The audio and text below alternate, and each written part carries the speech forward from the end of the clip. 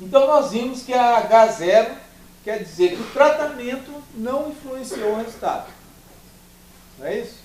Trocando em outras palavras, o H1 é a opção que nós temos que o tratamento influencia o resultado. Então nós primeiro tentamos rejeitar H0 para podermos aceitar H1. Então, aceitar H0, eu posso dizer que o grupo 1 é igual ao grupo 2. Agora, se eu rejeitar H0, eu digo que o grupo 1 foi diferente do grupo 2. Então, veja, quando nós terminamos os nossos experimentos e fazemos uma análise estatística, nós vamos ter o resultado. E eu tenho que decidir agora, com base no valor do P, olha para que serve o P. Apenas para decidir se eu aceito ou rejeito H0. Se eu consigo um valor de P em determinada coisa que eu estou testando, não importa aí, cada um testa as diferentes coisas, e esse valor de P deu maior do que 5%, o que acontece? Eu aceito ou rejeito H0? Eu tenho que aceitar H0. Quer dizer, eu não tenho argumentos de evidências que possam mudar essa realidade de que o grupo 1 é igual ao grupo 2. Quer dizer, eu não posso rejeitar H0, porque minha probabilidade deu 11% e meu limite era 5%. Quer dizer, a ciência impõe esse limite de 5%, em geral.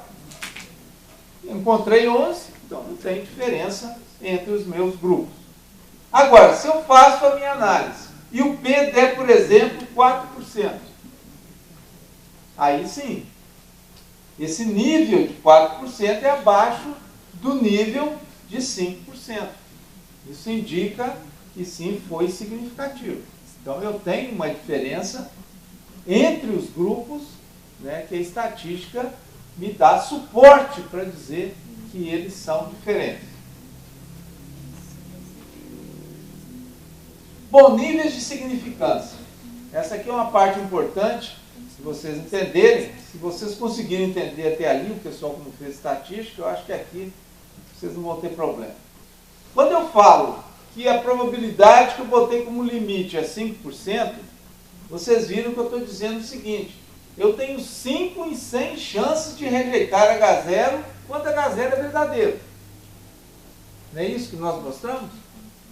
Quer dizer, eu rejeito H0 falando que há diferença entre os tratamentos, mas essa diferença não existe. Eu aceito até 5 vezes esse erro.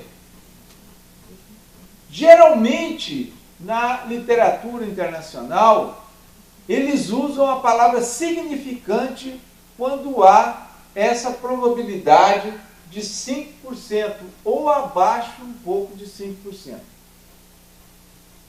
Mas abaixo até quando?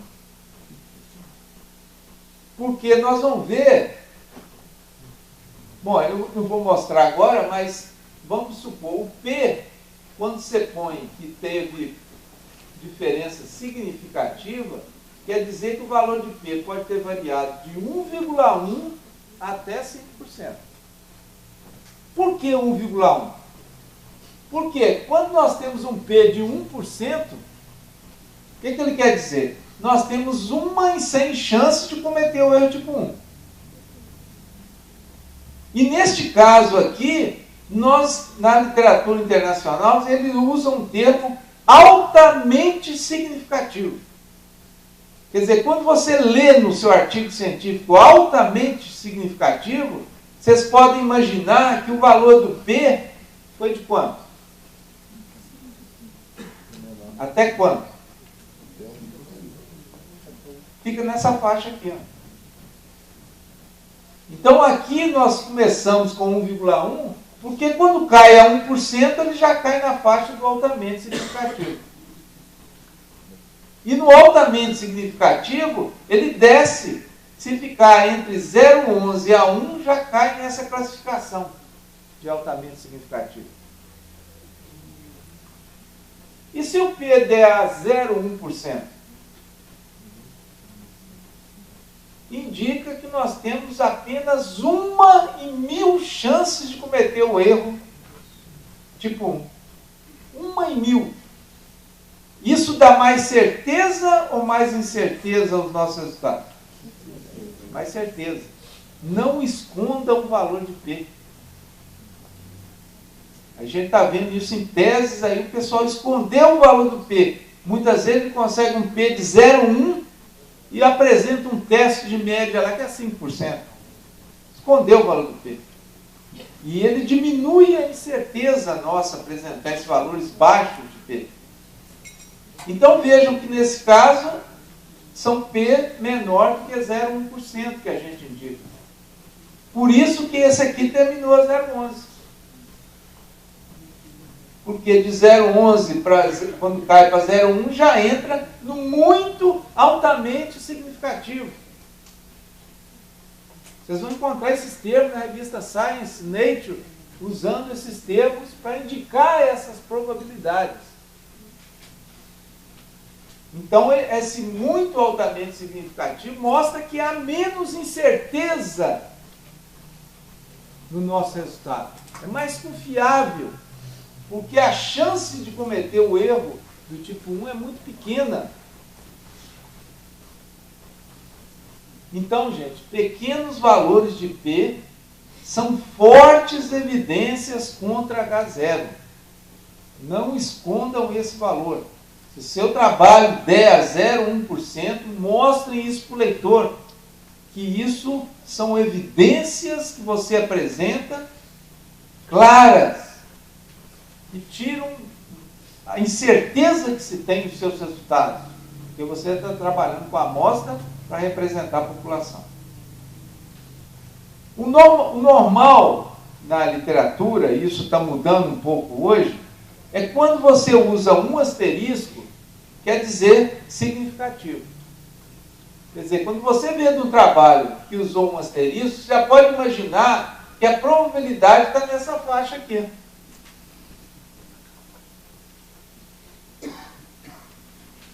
Agora, se você apresentar o valor exato de P, é melhor, né? Em vez de botar que está nessa faixa usando um asterisco, fala que sua probabilidade foi de 1,2%. É melhor do que ser a 5, né? Que a chance de cometer o erro tipo 1 é 1,2 em 100, a outra é 5 em 100. Então, mostra o valor exato de P. E o P serve para isso, só para rejeitar ou aceitar H0. Esse é a função dele. Quando temos dois asteriscos, altamente significativo. Está nessa faixa aqui, ó. E quando é muito altamente significativo, está nessa faixa aqui.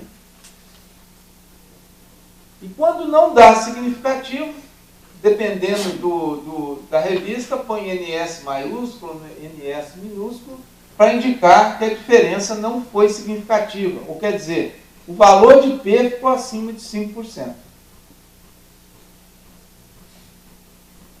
Ou então apresenta o valor de P acima de 5%, não tem problema. Se deu 0,6, estava perto ali de 0,5, apresenta que foi 0,6. Mas ele deu não significativo, mas o pessoal percebe que quase você chegou na faixa de significância e que talvez o estudo mais bem conduzido possa chegar, né?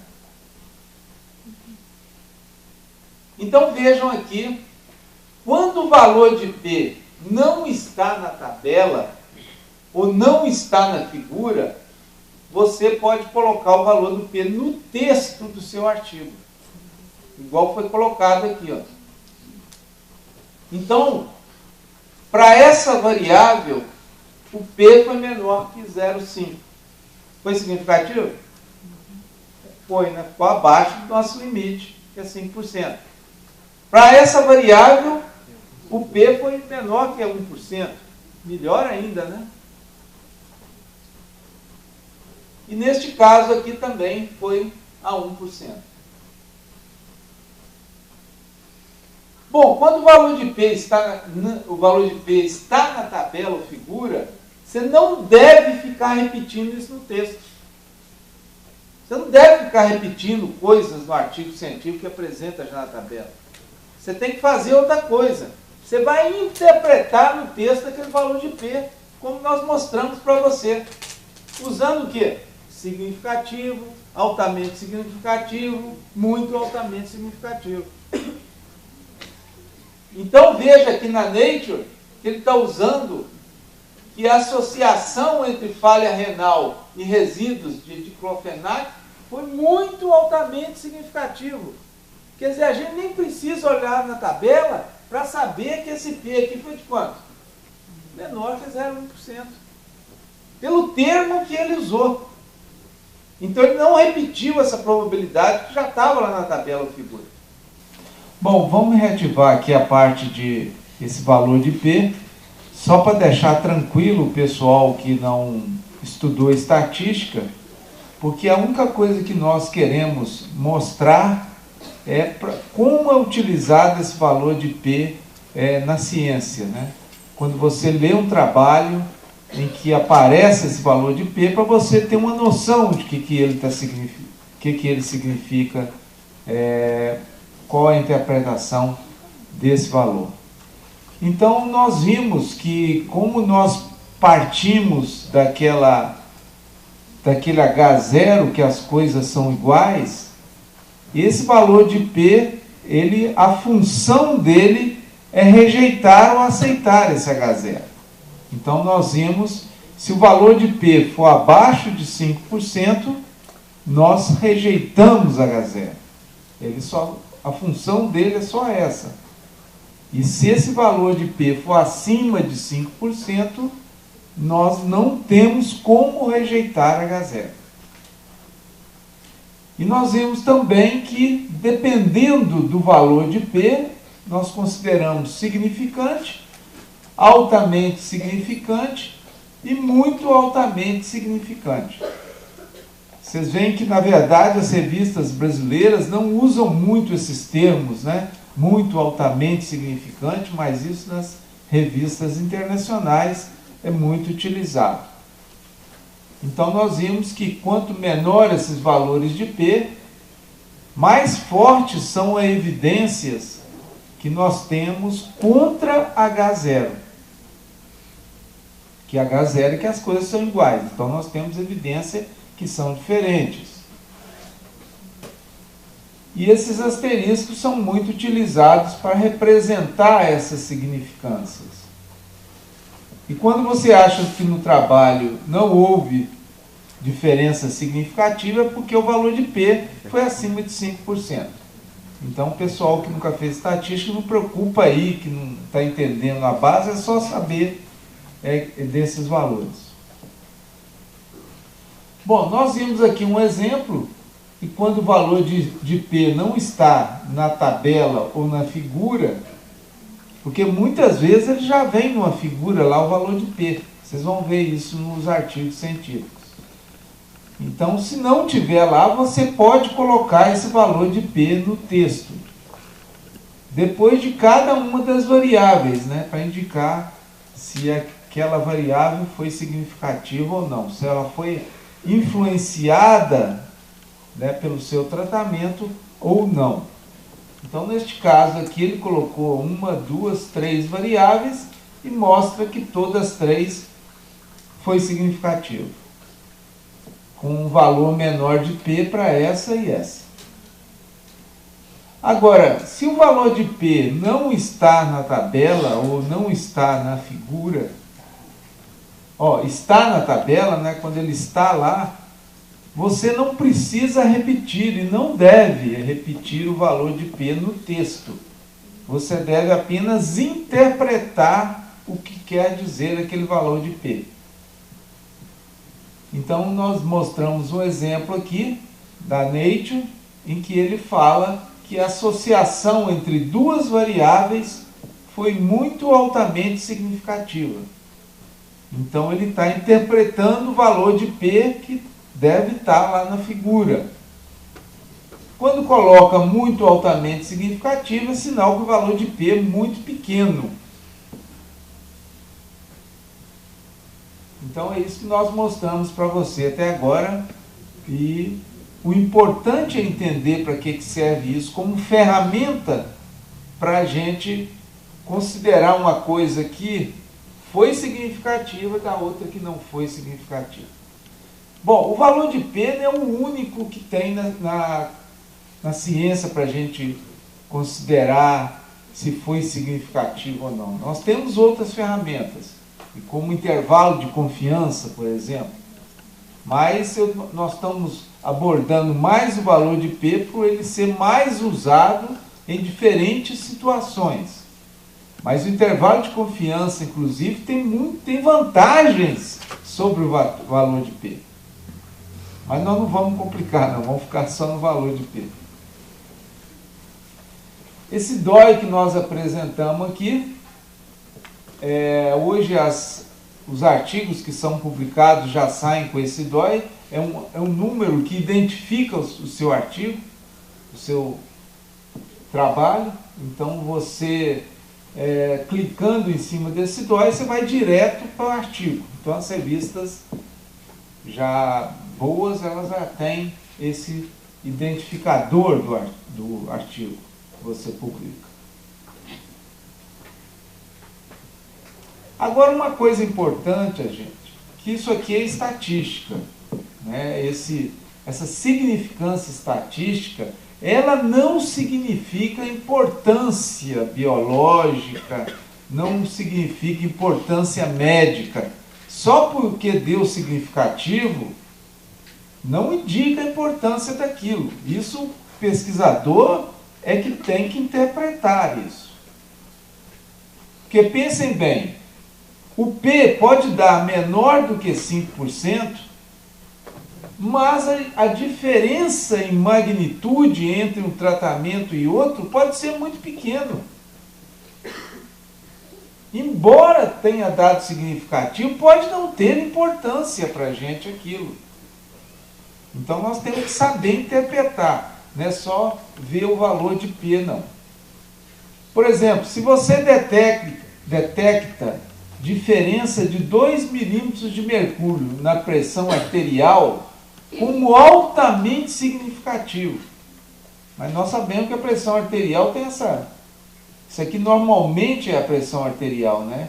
Então tem 130 a 85 milímetros. Será que uma diferença de apenas 2 milímetros é importante para os médicos? Então, mesmo que tenha sido significativo, pode não ser importante. Mas por que isso ocorre? Em que situação que uma diferença tão pequena pode ser significativa? Primeiro, quando você usa uma amostra muito grande. Numa amostra muito grande, você pode achar diferenças pequenas como altamente significativas, inclusive. Quando a variabilidade da sua amostra é pequena, a pouca diferença na variabilidade também pode detectar diferença significativa e diferença de magnitude pequena. Por isso, não sei se vocês já perceberam, os artigos científicos, além de falar que foi significativo o valor de P, eles mostram a magnitude da diferença. Eles falam assim, o tratamento A foi 20% maior que o tratamento B. E põe na frente o P é menor que 5%. Quer dizer, eles estão mostrando aí que há também uma importância daquela diferença, uma importância biológica ou médica, que 20% já é bem interessante, né? Para a medicina, uma diferença dessa. Então, não é só o nível de significância que manda, não. Nós temos que saber interpretar, ver se aquela diferença e magnitude nos interessa. Eu vou dar um exemplo aqui da Nature, para a gente botar em prática esse valor de P, porque o interesse aqui é que vocês saibam ler um artigo científico e também saibam publicar.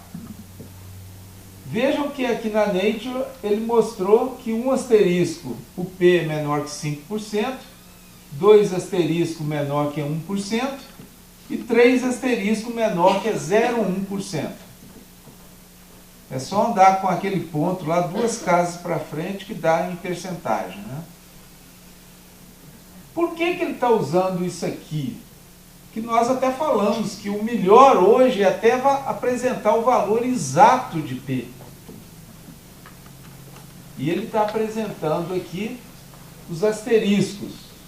Porque na Nature, eles querem que você sempre faça figuras pouco poluídas, né? Escreva o mínimo possível dentro da figura. Então, no olhar rápido, isso aqui resolve. Vejam, eles estão comparando aqui dois tratamentos neste local. Acho que é Nova Jersey, Estados Unidos. Eles estão comparando o tratamento, que é aquela barra em preto, com aquele tratamento que é a barra mais cinza.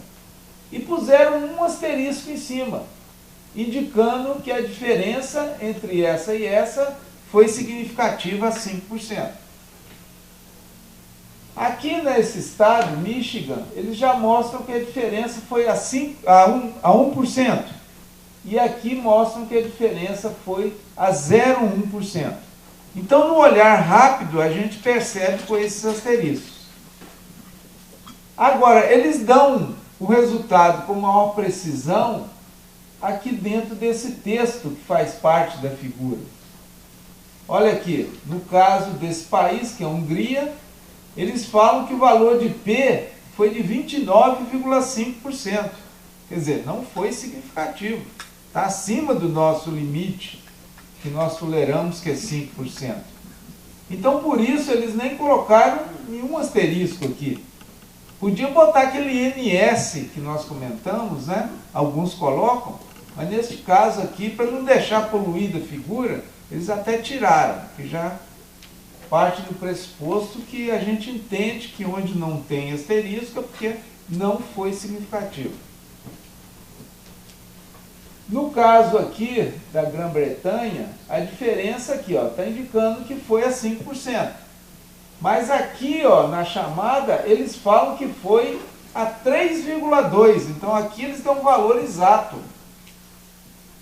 Vocês lembram que nós falamos quando que põe que o P é menor que 5%? O valor é desde 1,1 até 5%. É a faixa. Então aqui ele põe o valor exato, que é 3,2%. Então ele dá o valor exato ali dessa diferença. Bom, então essa parte de P, não preocupe, pessoal que não fez estatística, de entender isso a fundo, mas pelo menos saber que P abaixo de 5